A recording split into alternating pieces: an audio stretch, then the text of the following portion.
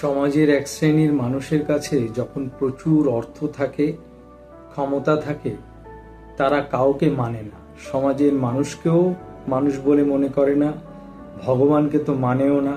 কিন্তু যখন তার বাড়ির লোককে বড় অপারেশন থিয়েটারে নিয়ে যাওয়া হয় বা অপারেশন করানোর ব্যবস্থা করা হয়, ওটিতে ঢোকানো হয়, তখন সে ডাক্তারবাবুকে অনুরোধ করে। কিন্তু ডাক্তারবাবু উত্তরে কি বলেন?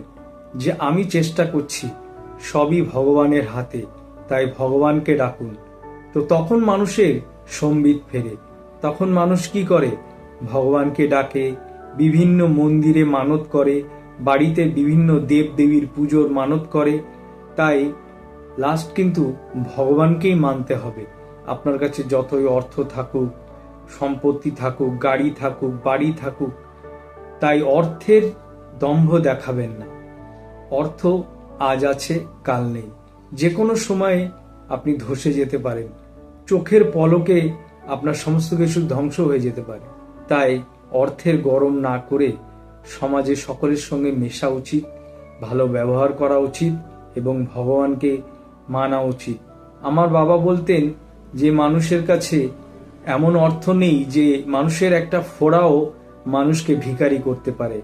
অর্থাৎ একটা ফোঁড়া এমন ঘটনা ঘটিয়ে দিতে পারে আপনার শরীরে যে আপনার সমস্ত অর্থ তার পেছনে চলে যেতে পারে। আপনি ভাবতেও পারবেন না যে কি ঘটে গেল।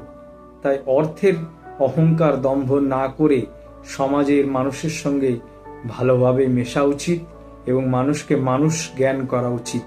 পারলে সমাজ সেবা করা উচিত। যদি আপনার সেরকম অর্থ বল থাকে, আপনি গরিবের সেবা করুন, গরিবের পাশে গিয়ে দাঁড়ান।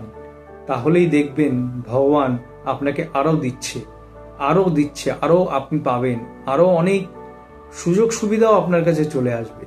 কারণ মানুষের আশীর্বাদ এবং পশু পাখিরও আশীর্বাদ আছে, জীবেরও আশীর্বাদ আছে। এবং আপনি সঙ্গে জীব সেবাও করুন, দেখবেন আপনার অনেক উন্নতি হবে। আমরা ভাবি যে আমরা প্রচুর অর্থ রোজগার করেছি, আমার ক্ষমতা আছে, আমার আছে, আমার কোনো ক্ষতি হবে না, কোনো ভয় নেই, কোনো বিপদ নেই। কিন্তু অর্থ যখন তখন চলে যেতে পারে। অর্থ যেতে সময় লাগবে না। এমন কিছু ঘটে যাবে, দেখবেন জলের মতো সব অর্থ বেরিয়ে যাবে, আপনি ধরতেও পারবেন না, ধরে রাখতে পারবেন না। তাই ঈশ্বরের উপর ভরসা করে, বিশ্বাস করে অর্থ রোজগার করুন, কিন্তু সেটাকে সৎভাবে জীবনযাপন করে সৎভাবে কাজে লাগান এবং মানুষের পাশে দাঁড়ান। দেখবেন আপনার জীবনে আরো উন্নতি হবে।